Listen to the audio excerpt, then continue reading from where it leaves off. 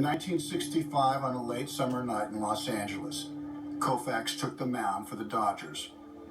The game wasn't on TV, but the Dodgers trainer Bill Buehler was an amateur film buff and brought his camera to the game.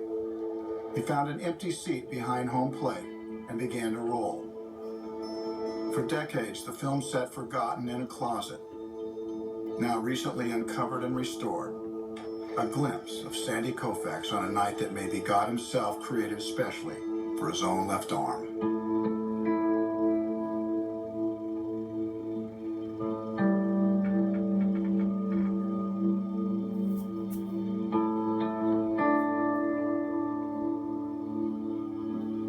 Batter after batter, Koufax was pitching with mastery, precision, concentration, and a fastball that split the night. With his handheld camera, the Dodgers trainer was capturing history. Till there were 2 out in the third, and Bill Buehler ran out of film. Only the 29,000 at Dodger Stadium that night actually witnessed what happened next. Through 8 2/3, 26 up and 26 down.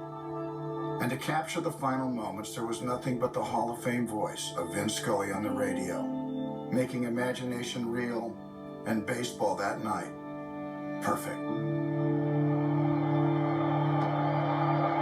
He is 1 out away from the promised land, and Harvey Keene is coming up.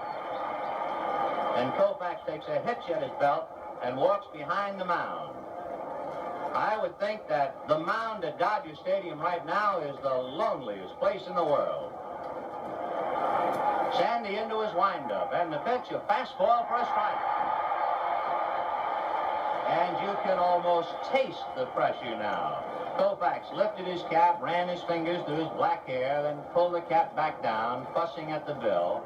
And there's 29,000 people in the ballpark and 1,000,000 butterflies. Sandy ready, and the strike one pitch.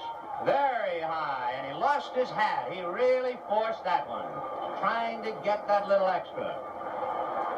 You can't blame a man for pushing just a little bit now.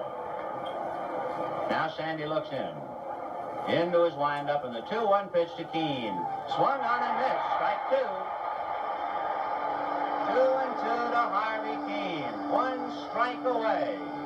Sandy into his windup. Here's the pitch. Swung on and missed, a perfect game.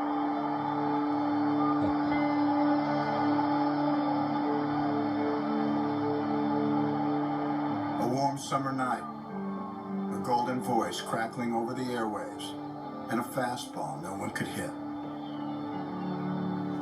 Baseball fans didn't have to see it to know how it felt, because in our minds it was the thing we always see.